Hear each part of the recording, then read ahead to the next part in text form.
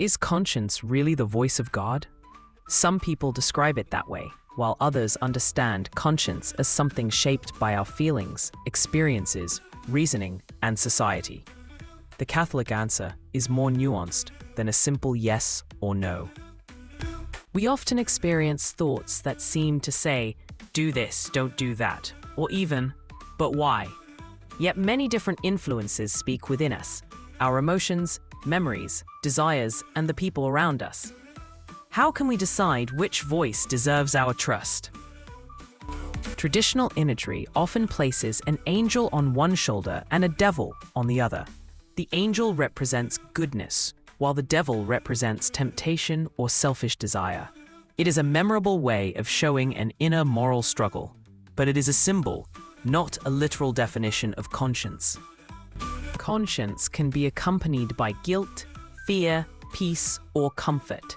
However, feelings do not determine whether an action is morally right. We might feel guilty when we have done nothing wrong, or feel completely comfortable while making a harmful or selfish choice. Feelings matter, but they are not the final judge. Our family, culture, education, and experiences all influence how we understand right and wrong. These influences can pass on wisdom, values, and moral principles. However, they can also pass on prejudice, assumptions, or mistaken beliefs. Being influenced by something does not automatically make it true. Conscience is genuinely our own personal judgment, but it never develops in complete isolation. Memory affects how we interpret situations. Reason helps us examine evidence.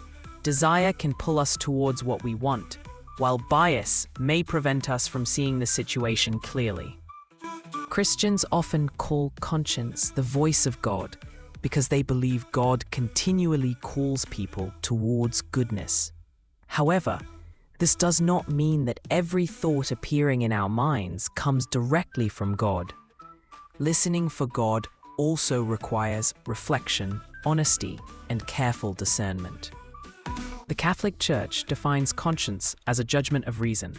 We think about a situation, judge the moral quality of a possible action, and then decide how to act. Conscience is therefore more than an emotion, instinct, or mysterious voice. It involves both moral understanding and personal responsibility. Catholics believe that human beings are created with reason and freedom and are capable of recognizing truth and goodness. God does not remove our responsibility to think or make decisions. Instead, God calls us to use these abilities to choose what is genuinely good and loving. Conscience can be understood as a place of encounter. Human freedom, moral truth, and God's call come into conversation within the person.